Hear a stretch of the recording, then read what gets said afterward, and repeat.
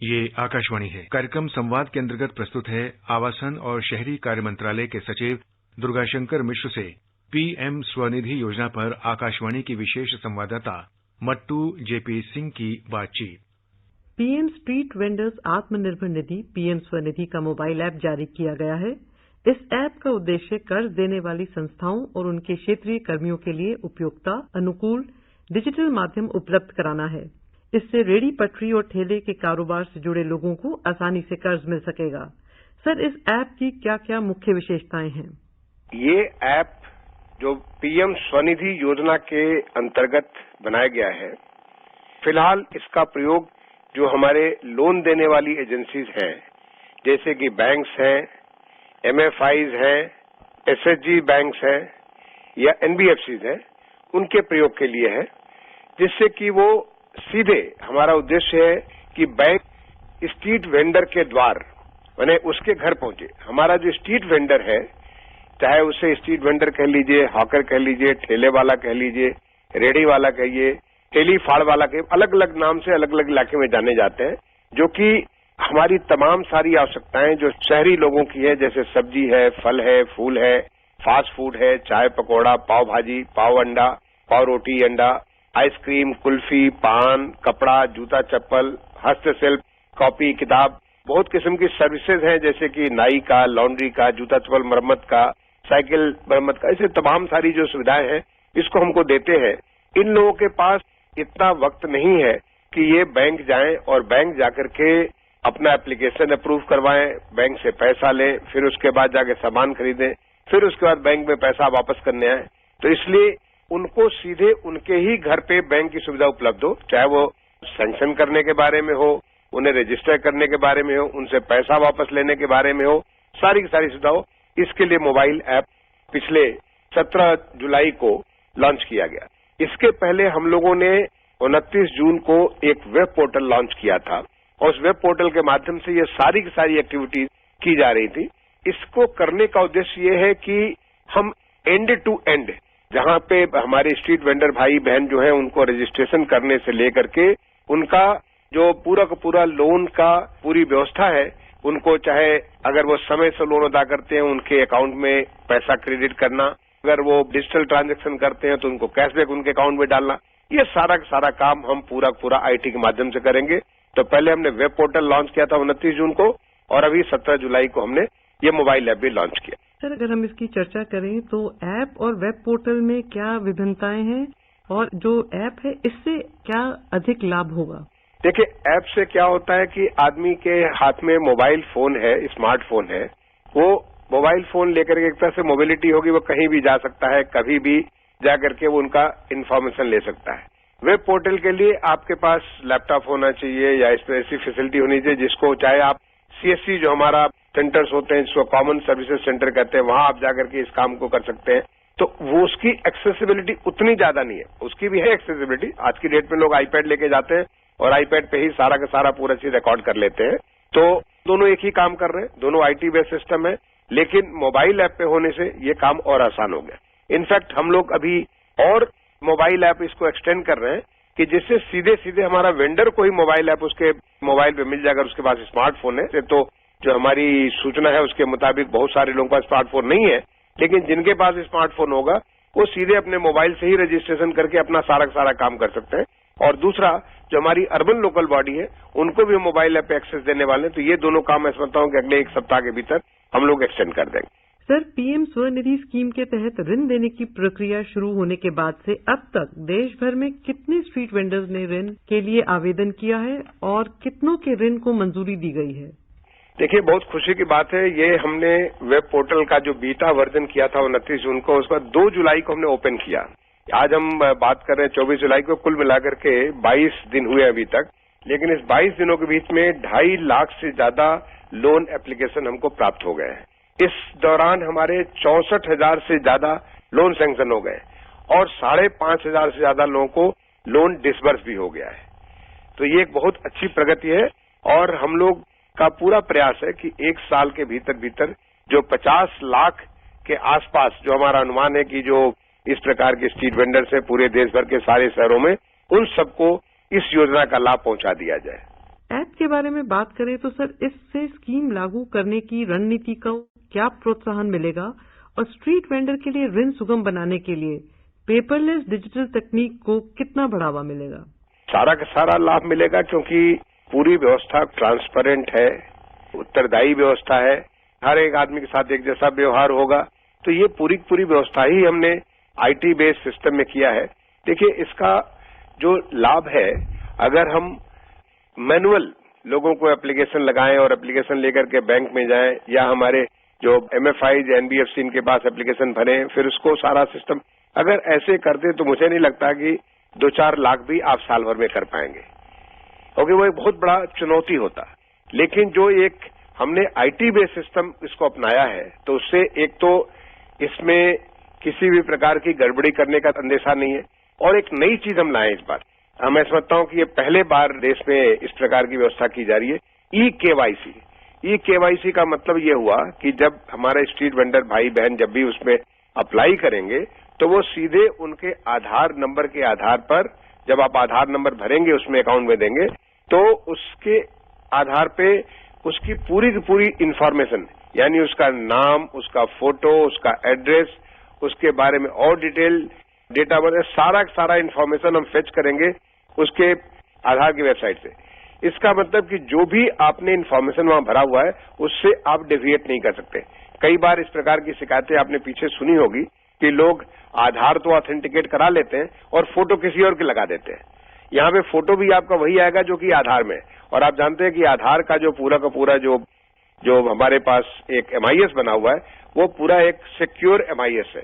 वहां पे आप अगर कोई भी चेंज करना चाहते हैं, जैसे फोटो बदलेंगे, अपना एड्रेस बदलेंगे, ये सब चीज के लिए एक ऐसा सिस्टम है जिस सिस्टम के थ्रू सिक्योर सिस्टम से ही कोई जाकर के जो ऑथेंटिक आदमी है वही परिवर्तन कर सकता है। तो इससे किसी भी प्रकार का फ्रॉड होने की भी गुंजाइश नहीं है। सर, अगर हम सिडबी की भूमिका की बात करें तो इस संबंध में लोगों को जागरूक करने के लिए सिडबी की क्या भूमिका है? पहले तो मैं देखिए आपको योजना के बारे में बताता हूँ। इस योजना में मिल क्या रहा है। इस योजना में हमारे स्ट्रीट वेंडर्स को अभी जो कोविड का जो लॉकडाउन प्रारंभ हुआ, उस लॉकडाउन के बाद एक प्रकार से उनकी पूंजी अपने खुद के खर्च में खत्म हो गई। समझ लीजिए कि देश की आजादी के बाद पहली ऐसी योजना है। स्ट्रीट वेंडर का एक लॉ 2014 में आया था, उसका इम्प्लीमेंटेशन थोड़ा प्रारंभ हुआ, लेकिन ये पहली इस प्रकार की एक अभूतपूर्व योजना है जो स्ट्रीट वेंडर्स की आर्थिक व्यवस्था को सुधार करने के लिए आई है। इस योजना के अंतर्गत जो हमारे स्ट्रीट वेंडर भाई बहन है, उनका जो चयन अभी तक या तो पहले से सर्वे में हो चुका है या सर्वे नहीं भी हुआ है, लेकिन वहां पे हम लोग ऐसे लोग को आइडेंटिफाई करते हैं। और ऐसे भी लोग जो कि गांव से या आसपास के जो पेरी अर्बन इलाका कहते हैं, शहर के आसपास का इलाका जो नोटिफाइड नहीं है, वहां से लोग आकर के वेंडिंग करते हैं, साइकिल पे कपड़ा ला करके, साइकिल पे तमाम किस्म के हर्षिप ला करके बेचते, वो सारे के सारे लोग इसमें कवर होंगे। इन लोगों को जब हमने जानकारी करनी चालू की तो पता चला कि इन्हें तो 50% से लेकर के 500-600% के आधार पर इनको ऋण मिलता है। वो किसी प्राइवेट आदमी से लेते हैं, सवेरे 98 रुपये लिया और शाम को 100 रुपये जमा कर रहे हैं। आप देख लीजिए 600% का ये इंटरेस्ट का लोन हो जाता है। तो ऐसे लोगों को जो ऋण है बैंक के माध्यम से, एमएफआई के माध्यम से, एनबीएफसी के माध्यम से, जो ऋण सुलभ तौर पे बैंक उनके घर पे आकर के ऋण उपलब्ध कराएगा। आसान किस्तों में 1 साल में उनको ऋण को अदा करना होगा। अगर वो समय से अपना ऋण अदा कर देंगे तो उन्हें 7% का ब्याज का भी छूट मिलेगा और वो ऑटोमेटिकली हर 3 महीने पे उनके अकाउंट में क्रेडिट होता जाएगा। ये लोग अगर डिजिटल ट्रांजैक्शन करते हैं, जैसे कि मोबाइल पे है, फोन पे है, यूपीआई है, वगैरह वगैरह, अगर इस प्रकार के जो अगर हमारे डिजिटल ट्रांजैक्शन करते हैं तो उनको हर महीने 200 या 200 ज्यादा ट्रांजैक्शन करने पे 100 रुपए का कैशबैक ऑटोमेटिकली उनके अकाउंट में आ जाएगा। इसको करके अगर हमने देखा तो अगर किसी को कैशबैक भी मिलता है और ये ऋण की भी सुविधा मिलती है, ऐसे में ये उनका पूरा का पूरा ऋण न केवल 0% इंटरेस्ट लगता है, बल्कि अलग से उन्हें करीब 2.5% मिल जाता है। अब ये सारी की सारी सुविधाएं जो उनको करने के अलावा अगर समय से ऋण अदा कर देते हैं तो उनको 10,000 से बढ़ा के 20,000, 20,000 से बढ़ा के 50,000 आप अपनी दुकान को और बढ़ा सकते हैं। आप सोचिए कि इनको ये सुविधा दे करके हमने जो उनकी इंटरप्रेन्योरशिप है, उनमें एक उद्यमिता का जो अंश है कि जिससे वो रिस्क ले सकते हैं, सामान खरीदते हैं, सामान बेचते हैं, और उसे बचत करके अपने परिवार को भी पालते हैं और फिर बिजनेस को चलाते हैं। अब इसमें जो उनको इतने बड़े ऋण से राहत मिलेगी, उस ऋण की राहत मिलने से वो अपने आप को काफी आगे बढ़ा सकते हैं, काफी तेजी से ला सकते हैं। सिडबी को हमने एक अपने इम्प्लीमेंटिंग एजेंसी के तौर इनको लिया है, क्योंकि सिडबी का काफी लंबा अनुभव है एमएसएमई सेक्टर में, जो हमारे मध्यम एवं लघु उद्यमी हैं उनके साथ काम करने का।